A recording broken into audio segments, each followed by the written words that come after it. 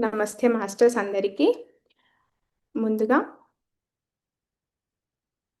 ధ్యానాన్ని ఇంత సులువుగా పరిచయం చేసిన బ్రహ్మర్షి పితామహ పత్రిజీ గారికి, కర్మ ధ్యానం, జ్ఞానసిద్ధి ధ్యానం, నిష్కలంక సాధన మనకి పరిచయం చేసిన వంశీ గురువు గారికి, మనల్ని అందరినీ ముందుండి నడిపిస్తున్న హైమా మేడంకి హృదయపూర్వక ఆత్మ నమస్కారాలు. నమస్తే మాస్టర్స్. మనం అందరము నిష్కలంక సాధన వర్క్షాప్ చేసుకున్నాము. అలాంగ్ విత్ దట్ మనము 21 days సాధన కూడా చేసుకున్నాము ఆ నిష్కలంక వర్క్షాప్లో భాగంగా. సో ఫస్ట్ ఆఫ్ ఆల్ నాకు ఈ నిష్కలంక అన్న పదము ఈ యొక్క ఇది ఎప్పుడు ఇంట్రడ్యూస్ అయిందంటే, అసలు గుజరాత్లో అదొక ప్లేస్ ఉందని తెలుసు. అంటే సముద్రం వస్తుంది, మళ్ళీ వెనక్కి వెళ్ళిపోతుంది, అక్కడ ఒక గుడి ఉంటుందని ఐడియా ఉంది. కానీ ఎప్పుడు కూడా ఆహ్, అంటే దాని యొక్క సిగ్నిఫికెన్స్ అన్నది అసలెప్పుడు తెలియదు. సో, మనకెప్పుడైతే సార్ ఫస్ట్ వీడియో చేశారో, అప్పుడు ఫస్ట్ టైమ్ విన్నాం. నిష్కలంకేశ్వరుడు అన్న పదాన్ని ఫస్ట్ టైమ్ వినడం అప్పుడే. దాని యొక్క సిగ్నిఫికెన్స్ అంటే ఆ పాండవుల స్టోరీ గానీ, అవన్నీ వినడం కూడా ఫస్ట్ టైమే అనమాట. సో, అది విన్నప్పుడు చాలా ఎక్సైటింగ్‌గా అనిపిచ్చింది. ఓహ్! ఇట్లాంటి ఒక గుడి ఉంది. దీంట్లో ఆహ్, మన యొక్క కళంకాలని, మనం పెట్టుకున్న బ్లాకేజెస్‌ని రిమూవ్ చేసుకోవడానికి ఒక ప్లేస్ అంటూ ఒకటి ఉంది అనేది ఒకటి తెలిసింది. ఆ తర్వాత దాంట్లో భాగంగా మేడం నిష్కలంక సాధన వర్క్‌షాప్ చేసినప్పుడు చాలా ఇన్వాల్వ్ అయితుండే అనమాట.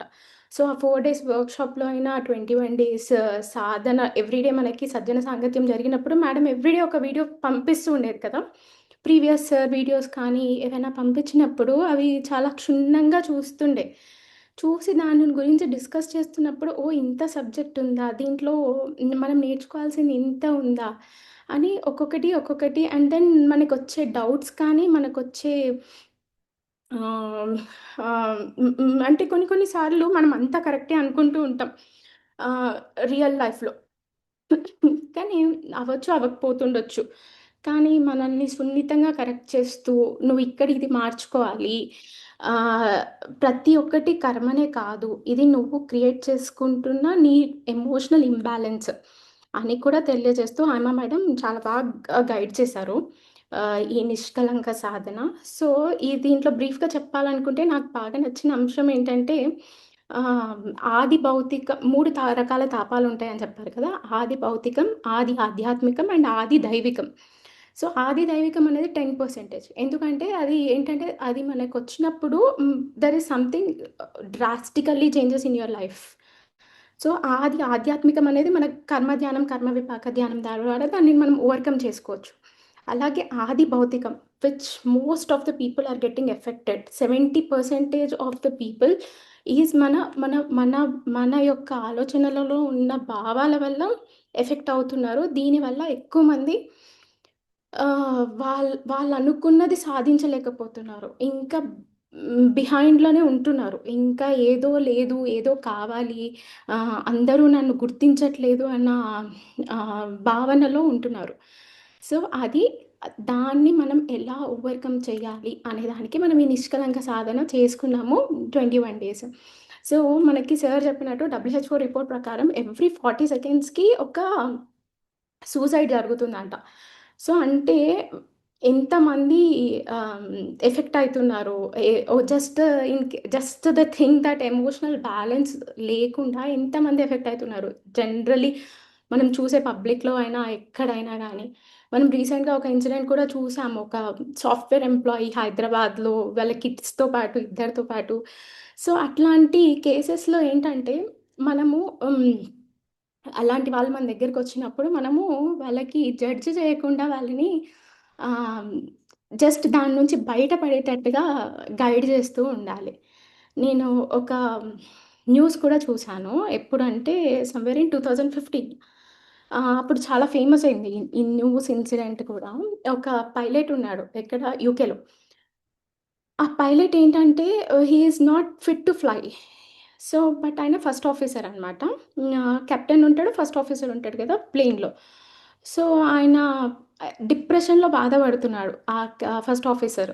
సో, ఆ డిప్రెషన్‌లో బాధపడుతున్నప్పుడు ఆయనకి జనరల్‌గా మెడికల్ రిపోర్ట్ సర్టిఫికేట్ ఇస్తారు కదా! ఆయన I don't have any problem అని చెప్పేసి రాసాడు. సో, అట్లాగా ఆయన ఫ్లై చేశాడు. ఎక్కడి నుంచి బార్సిలోనా నుంచి ఏదో ప్లేస్‌కెళ్తున్నారు. అయితే ఫస్ట్ ఆఫ్ ఏ కెప్టెన్ ఏమైతే ఉన్నాడో వన్స్ ప్లేన్ స్టేబుల్‌కొచ్చిన తర్వాతకి ఆయన వాష్‌రూమ్‌కని ఎళ్తే జనరల్‌గా ఆ డోర్ కాక్‌పిట్ లాక్ అయిపోతది గదా! లాక్ అయిపోతుంది. ఆయన వాష్‌రూమ్‌కెళ్తున్నప్పుడు he found it something not correct. Plane descend అయితూ ఉందంట. ప్లేన్ డిసెండ్ అయితూ ఉంటే ఆయన ఇమ్మీడియేట్‌గా వచ్చేసి కొన్ని కోడ్స్ ఇస్తే అది ఓపెన్ అయితది కాక్‌పిట్. కానీ ఆయనేం చేశాడు ఫస్ట్ ఆఫీసర్ లోపల నుంచి లాకేసాడంట. లోపల నుంచి లాకేస్తే వీళ్ళు ప్లేన్‌లో ఉన్న వాళ్ళందరిని అంటే డిసెండ్ చేస్తున్నాడు, పైకి చేస్తున్నాడు. అంటే వాళ్ళ ప్లేన్‌లో ఉన్న వాళ్ళ ప్యాసింజర్స్ పరిస్థితి ఏంటి?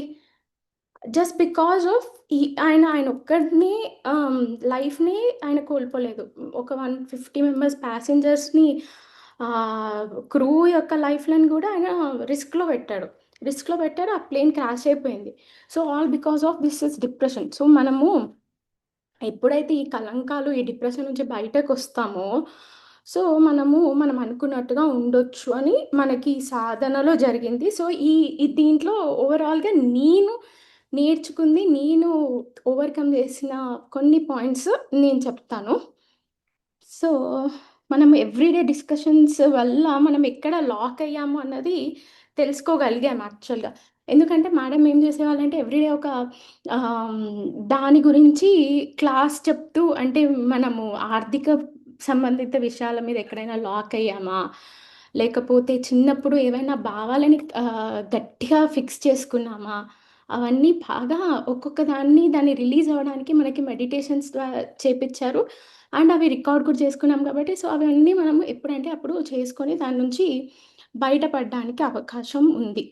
సో, నేను ఈ నిష్కలంక సాధన వల్ల నేను మార్చుకున్న మేజర్ థింగ్ ఏంటిదంటే, if at all any situation comes నేను కరెక్ట్‌గా ఆలోచించట్లేదంటే నాకది తెలుస్తోంది. అంటే I'm not right at that situation అన్న విషయం తెలుస్తున్న that is a big win. So, మనం అంతకుముందు నేనే కరెక్ట్ అని సమర్థించుకోవడం కన్నా, ఓకే. మేబీ మనం ఇక్కడ మారాలేమో, ఇక్కడ ఇంకొకలాగా బిహేవ్ చేయాలేమో, ఇంకా వాళ్ళు చెప్పింది వినాలేమో అన్న ఒక అవగాహన పెరిగింది. ఇంకొకటి నా ఊహాగానాల వల్ల వచ్చే కలంకాలు. ఇప్పుడు మనకి ఒక ప్లేస్‌కెళ్ళడం ఇష్టం ఉండదనుకోండి. జనరల్‌గా కొన్ని కొన్ని ప్లేసెస్‌కి కొన్ని రిలేటివ్స్ హౌస్‌కి మనకెళ్ళడం ఇష్టం ఉండదు. ఎందుకంటే వాళ్ళకి, మనకి అంత కనెక్టివిటీ లేదనుకో అది ఉండదు గదా! కానీ వాళ్ళ దగ్గరికెళ్ళక ముందే బ్రెయిన్‌లోనే వాళ్ళిట్లా జేస్తారేమో, వాళ్ళట్లా జేస్తారేమో, వాళ్ళిలా అంటారేమో. సో, మనం ఏదైతే ఊహిస్తామో అదే జరుగుతది. సో, నేను అది మార్చుకోగలిగాను యాక్చువల్లీ. అంటే ఫస్ట్ ఆఫ్ ఆల్ నేను ఏదైతే నెగెటివ్‌గా థింక్ చేసి వాళ్ళ దగ్గరికెళ్ళినప్పుడు అది నెగెటివ్‌గానే జరుగుతుంది. కానీ అలా గాకుండా okay. Let's see how the things will be. మనము బావుందాము, వాళ్ళు బావుంటే మనం కూడా బావుందాం. లేకపోతే కీప్ క్వైట్. మన పని మనం జేసుకుందాము అన్న ఒక అవేర్‌నెస్ అయితే ఒకటి అది నేను చేంజ్ అయ్యాను. నేను అబ్జర్వ్ చేయగలిగాను నాలో ఆ చేంజ్‌ని. ఇంకొకటి అటాచ్‌మెంట్స్ వల్ల వచ్చే కలంకాలు. మన పిల్లోడు మన మాటే వినాలి. అంటే ఈ ధ్యానంలోకొచ్చాక చాలా చాలా మార్చుకున్నాం. కానీ కొన్ని కొన్ని ఉంటాయి గదా! ఇది, ఇది చెయ్యాలి. లేకపోతే అన్ని పనులు కరెక్ట్‌గా వాళ్ళకి వాళ్ళు చేసుకోవాలి. అన్ని పనులు వాళ్ళకి వాళ్ళు చేసుకుంటే వాళ్ళు కిడ్స్ ఎందుకవుతారు? సో, అట్లా అన్నిటిని ఒకటి నాకిక్కడ కిడ్స్ అన్నప్పుడు గుర్తొచ్చిందేంటంటే, ఒక 3 ఇయర్స్ బ్యాక్ అనుకుంటాను. మా మా కజిన్ పిల్లలుంటారు గదా! వాళ్ళందరూ డ్రాయింగ్ జేసేవాళ్ళనమాట బాగా. వాళ్ళు ఫోటోలు పెట్టేవాళ్ళు. నాకు కూడా మా బాబు డ్రాయింగ్ జేస్తే బావుండు అనిపిచ్చేది. అది వాడిష్టం గాదు. నా ఇష్టం. సో, వాడిని డ్రాయింగ్ క్లాస్‌లో జాయిన్ చేసుండే. అయితే ఎళ్ళిన తర్వాత వాడేం జేసినాడు, ఒక 2 వీక్స్ ఏమో ఎళ్ళిండు. వాడు ఏదేదో గీసేసి వచ్చేవాడు. అయితే అనుకునేదాన్ని, అరే! వీడికి అంత మంచిగా చెప్తుంది గదా టీచర్, వీడు ఏం డ్రా చేస్తలేడేంది అనుకున్నాననమాట. అది వాడి ఇంట్రెస్ట్ కాదు. తర్వాత ఒక 1 మంత్, 1 ½ మంత్ తర్వాత మేడం చెప్పింది. I think he is not interested. Maybe after 2 years మీరు ట్రై చేయండి అని చెప్పిందనమాట. సో, ఇప్పుడు ఆలోచిస్తే అనిపిస్తుంది. అంటే మనము అంటే ఈ ఒక్క చిన్న విషయాలలో గాకుండా కొంతమంది పేరెంట్స్ పిల్లలని చాలా వాళ్ళ యొక్క ఇష్టాలను వాళ్ళ మీద రుద్దుతా ఉంటారు గదా! So, this is not correct. Maybe వాళ్ళు చదువులో ఉండకపోవచ్చు. ఇంకేదన్నా విషయంలో వాళ్ళు గుడ్డుండొచ్చు. మనం దాంట్లో ఎంకరేజ్ చేస్తూ ఉండాలి పిల్లలని. డ్రాయింగ్ అట్లనే కాదు. ఏ యాక్టివిటీ అయితే ఆ యాక్టివిటీలో వాళ్ళని ఎంకరేజ్ చేస్తూ ఉండాలి. అండ్ నా భర్త నా మాటే వినాలి అనుకోవడం, లేకపోతే మా పేరెంట్స్ నేను చెప్పినట్టే వినాలి. అలా ఎందుకంటే అలా అనుకోవడం కూడా కరెక్ట్ కాదు అని ఒకటి నేను రియలైజ్ అవ్వగలిగాను. దాన్ని నన్ను నేను చేంజ్ చేసుకునే ప్రాసెస్‌లో ఉన్నాను. ఆల్ ద టైమ్ మనం కరెక్ట్ కాకపోతుండొచ్చు. ఇదేంటి జస్ట్ లైక్ థట్ అది చేంజ్ ఏమి అవ్వదు. కానీ మనం అవగాహనొస్తుంది గదా! ఇక్కడ కరెక్ట్‌గా లేము అన్నది. And that itself is like మనము ఎవ్రీడే సజ్జన సాంగత్యంలో ఇక్కడ లాక్ అయిపోయాను అని పక్కన వాళ్ళకి చెప్తే వాళ్ళు మనల్ని కరెక్ట్ చేయడం కానీ, అలా మనల్ని మనం మార్చుకోవచ్చు. మన కళంకాలని రిమూవ్ జేసుకోవచ్చు. ఇంకొకటి నాకు నచ్చిన ఇంకొక పాయింట్ వస్తువుల మీద ఇష్టం, మోహం. దానిలో నేను ఓవర్‌కమ్ అయ్యాను అని అనుకుంటున్నాను. అంటే ఈ నిష్కలంక ప్రాసెస్‌లోనే కాదు, ఈ ధ్యానంకొచ్చిన తర్వాత కూడా నేను మార్చుకోగలిగాను. అంతకుముందు ఏదన్నా చాలా జాగ్రత్త ఎక్కువ. జాగ్రత్తగా పెట్టుకోవాలి అన్నట్టుగా ఉండేది. జాగ్రత్త తప్పు కాదు. కానీ ఏదైనా వస్తువు పోయిందనుకోండి, దాన్ని గింజుకునేదాన్ననమాట. అయ్యో! పోయింది, అయ్యో! పోయింది. నేను అలా ఇలా చూసుకోకుండా ఉన్నాను.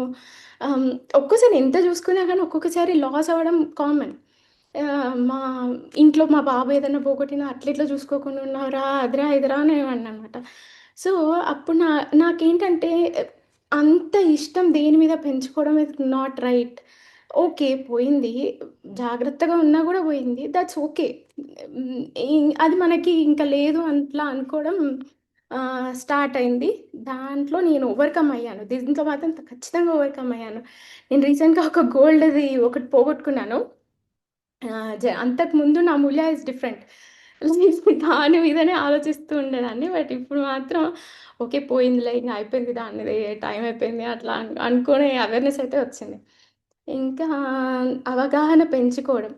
ఆహ్, ఈ ఇప్పుడు ఎవరైనా మనకి మన చుట్టాలలో అయినా, ఫ్రెండ్స్‌లో అయినా ఒక్కొక్కసారి మనం అనుకున్నట్టుగా వాళ్ళు మనతో బిహేవ్ చేయకపోవచ్చు. సో, దాని నుంచి అవగాహన అంటే వాళ్ళు ఏ పరిస్థితుల్లో ఆ మాటలు మాట్లాడాల్సొచ్చిందో, మనం వాళ్ళ యొక్క షూస్‌లోకెళ్ళి ఆహ్, ఐడెంటిఫై చేయగలిగేంత అవేర్‌నెస్‌లోకి రావాలి. కొంచెం వచ్చాను. ఇంకా రావాలి. అది ఇట్స్ ఎ ప్రాసెస్. మనం ఎవ్రీ టైమ్ అలాగే ఉంటామని అస్సలు రూల్ లేదు. కింద పడిపోతుండొచ్చు. డెఫినెట్‌గా మనకి గురువుల యొక్క హెల్ప్ ఇక్కడ బాగా పనికొస్తుంది. అండ్ ఎక్స్‌పెక్ట్ చేయడం తగ్గించేసాం. ఎవరి నుంచి ఏ ఎక్స్‌పెక్టేషన్స్ లేవు. ఆహ్, go with the flow. Like ఆహ్, పిల్లోడి దగ్గర నుంచైనా, హస్బెండ్ అయినా, పేరెంట్స్ అయినా మనకు నచ్చినట్టే బిహేవ్ చేయాలి అనుకోవడం అది తప్పు. ఎక్స్‌పెక్ట్ చేయడం తగ్గించేసుకున్నాము. గతాన్ని మోయకుండా ఉండాలి. మనం ఎప్పుడైనా ప్రెజెంట్ టెన్స్‌లో ఉండాలి. దట్ ఎప్పుడు సార్ చెప్తూ ఉంటారు, మేడం చెప్తూ ఉంటారు. ప్రెజెంట్ టెన్స్‌లోనే ఉండాలి అని. దాన్ని ఆహ్, దాన్ని ముందుకు తీసుకెళ్తున్నాను. అండ్ ఇంకొకటి సార్ చెప్పిన దాంట్లో ఒక ఫార్ములా ఒకటి బాగా నచ్చింది. ఒకటి ఫార్ములా. అవ్వచ్చు, అవ్వకపోతుండొచ్చు. జరగచ్చు, జరగకపోతుండొచ్చు. ఆహ్, హ్మ్. ఆహ్, చెయ్యొచ్చు, చేయకపోతుండొచ్చు. ఇప్పుడు నా అంతకుముందు ఎలా అంటే మా పిల్లోడు ఎగ్జామ్స్ ఉన్నప్పుడు వాడికన్నా నా ఎగ్జామ్స్ లాగా నేను ఫీల్ అయితుండేదాన్ని. ఇప్పుడు చూస్తుంటే ఎక్కువ సేపు నేను ఇక్కడే ఉంటున్నా సాయంత్రము. సరే చేస్తే వాడే చేస్తాడులే హోంవర్క్. అంటే మన సైడ్ నుంచి ఒక గైడెన్స్ ఇవ్వడం మట్టికి మాత్రం చేయగలము. హ్మ్. అంతేగాని వాడు ఫస్టే రావాలి, వాడు సెకండే అప్పుడు కూడా ఆ ఎక్స్‌పెక్టేషన్స్ ఏం లేవు. బట్ స్టిల్ హోంవర్క్స్ ఫినిష్ చేయాలి. ఈ రోజే ఫినిష్ చేయాలి. అట్లాంటివన్నీ చాలా చాలా తగ్గాయి. ఉండొచ్చు, ఉండకపోతుండొచ్చు. ఫాలో అయితున్న కొద్దీ కొంచెం లైఫ్ ఇంకా కొంచెం బెటర్‌గా ఉంటుంది. ఆహ్, అండ్ ఇంకొకటి ప్లాన్ ప్రకారం వర్కౌట్ అవ్వకపోతే అది కొంచెం డిసప్పాయింట్‌మెంట్‌గా ఉండేది. ఇది ఇలాగే జరగాలి. ఈ బస్సు ఈ టైంకే క్యాచ్ చేయాలి. ఇక్కడికి ఆటోలోనే ఎళ్ళాలి. ఇవన్నీ గూడా చాలా చాలా తగ్గాయి. ప్లాన్ ప్రకారం గాకుండా ఏదొస్తే అది.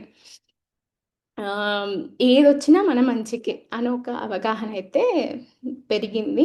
అండ్ రింగ్స్ వేయడం గూడా అంటే ఒక క్లాస్‌లో చెప్పారు. రింగ్స్ వేయడం కూడా ఆపేయాలి. ఎక్స్‌పెక్టేషన్స్ ఎవ్వరి మీద ఎక్స్‌పెక్టేషన్స్ ఉండగూడదు.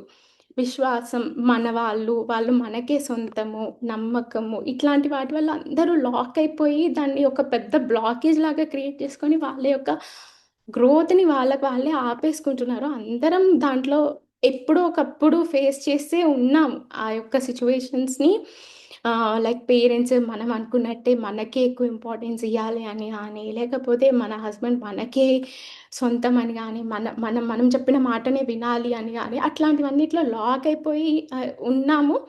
సో, అట్లా ఎప్పుడూ రింగ్స్ ఎయగూడదు. ఎవరి యొక్క ప్రణాళిక ప్రకారం అది జరుగుతుంది అనే ఒక అవగాహన, అవేర్‌నెస్ పెంచుకున్నాను. ఇంకొకటి ఒకరోజు మేడమ్ ఒక మెడిటేషన్ జెప్పించారు. చిన్నప్పుడు మనం ఏర్పరచుకున్న భావాలు మన మీద మనం ఏర్పరచుకున్న భావాలు.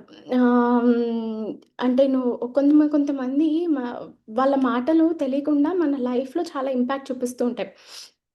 నువ్విది చేయలేవు, నువ్విది అంటే ఓహ్! నేనిది చేయలేను అన్నది అది బ్లాకేజ్‌గా మన మైండ్‌లో ఉండిపోతుంది.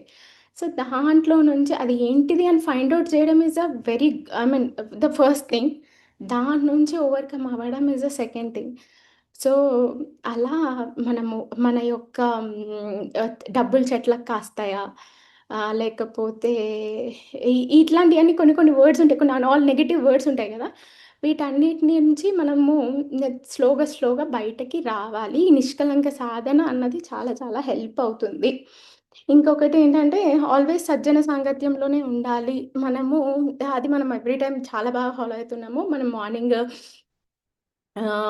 ఆఫ్టర్ మెడిటేషన్ మనం ఎక్కడైతే లాక్ అయిపోయామో మన తోటి మాస్టర్స్ మనల్ని గైడ్ చేస్తూ మనల్ని ముందుకు తీసుకెళ్తున్నారు. అలాగే గురువులతో ఎప్పుడూ కనెక్టివిటీలో ఉండాలి. Appreciating the others.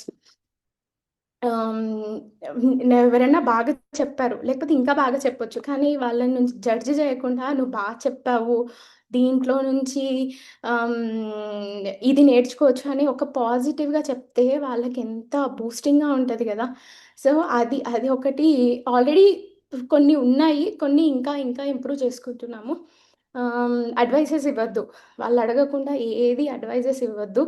ఆహ్, నీ యొక్క భావనలని వాళ్ళ మీద రుద్దొద్దు. ఎవరి మీదనైనా. ఇదన్నీ బాగా అర్థమైంది. ఇంకొకటి ఫైనల్‌గా చెప్పాలంటే నేను బాగా అంటే ఇంకా బాగా నేర్చుకుంటుంది, ఫాలో అవుతుంది. పత్రిజీ గారు చెప్పినట్టు don't complaint, do not judge, do not peep into others life. అంటే వాళ్ళ పర్సనల్ లైఫ్‌లోకి ఎవరి స్పేస్ వాళ్ళకిచ్చి మనము మన స్పేస్‌లో మనముండి, మనం ఎవరి నుంచి ఏం ఎక్స్‌పెక్ట్ చేయకుండా ఏ కలంకాలన్నిటిని దాటుకుంటూ ముందుకెళ్దాము. సో, ఈ ప్రాసెస్‌లో నిష్కలంక సాధనే గాకుండా ఈ ధ్యానంలోకొచ్చినాక గూడా ఈ ప్రాసెస్‌లో హైమ మేడంతో ఒక కనెక్టివిటీ ఏర్పడింది. అంటే madam is like sister, mentor, mother, గురువు ఎవ్రీథింగ్. సో, ఎన్నో సార్లు చాలా వాయిస్ మెసేజెస్ చేస్తూ ఉండేదాన్ని. ఎంత బాగా ఓపికగా గైడ్ చేసినారంటే మన యొక్క ఆ బ్లాక్ అంటే ఎక్కడ గూడా జడ్జ్ జేయరు. ఆ యొక్క ఈ నిష్కలంక సాధన ద్వారా ఇంకా కొన్ని మెడిటేషన్స్ చేస్తున్నప్పుడు ఓహ్! నా లైఫ్ నాకింక ఇంత ఈ బ్లాకేజ్ ఉంది అని ఒక ఐడెంటిఫికేషన్ గూడా అప్పుడు వస్తూ ఉంటది గదా! ప్రతీదీ దగ్గరుండి గైడ్ చేశారు. So, we love you so much and thank you so much madam. ఈ నిష్కలంక సాధన వర్క్‌షాప్ అండ్ దెన్ ఈ 21 డేస్ సాధన అండ్ దెన్ ఈ అనుభవాలన్నిటిని రికార్డ్ చేయడమైనా, ఏదైనా ప్రత్యక్షంగా, పరోక్షంగా నన్ను కొంచెం ఇన్వాల్వ్ చేసినందుకు థ్యాంక్ యూ. అండ్ మీకు ఎంత చెప్పినా తక్కువే మీ గురించి. అండ్ ఈ నిష్కలంక సాధనని మా వరకి తీసుకొచ్చిన వంశీ సార్‌కి వేల వేల కృతజ్ఞతలు and thank you so much అందరికి.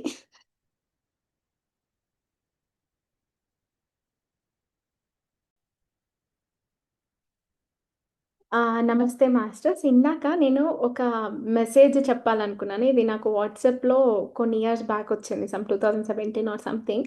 నేను అప్పటి నుంచి అది నా మెయిల్‌లో సేవ్ చేసుకున్నాను. ఇందాక ఈ మెసేజ్ చెప్పాలి అనుకున్నాను. ఈ మెసేజ్ చదవాలి అనుకున్నాను. మిస్ అయింది. But I will read it again. Okay. ఈ జన్మకే, ఈ జన్మకే వాళ్ళు మన అమ్మానాన్నలు. ఈ జన్మకే వాళ్ళు మన కొడుకు, కూతుళ్ళు. ఈ జన్మకే వాళ్ళు మన జీవిత భాగస్వాములు. ఈ జన్మకే వాళ్ళు మన అక్కా చెల్లెలు, అన్నా తమ్ముళ్ళు. ఈ జన్మకే వాళ్ళు మన స్నేహితులు, సన్నిహితులు. ఈ జన్మకే, కేవలం ఈ జన్మకే. మహా అయితే ఇంకో 10, 20 సంవత్సరాలు. తప్పు చేసినా క్షమిద్దాం, ఆనందంగా భరిద్దాం, ప్రేమిద్దాం. తప్పు మనదే అయితే క్షమించమని అడుగుదాం. పోయాక ఫోటోను ప్రేమించే కన్నా, ఉన్నప్పుడు మనిషిని ప్రేమించడం మిన్న. So, all is well. ఈ మెసేజ్ నేను ఆహ్, చదవాలనుకున్నాను. Thank you so much.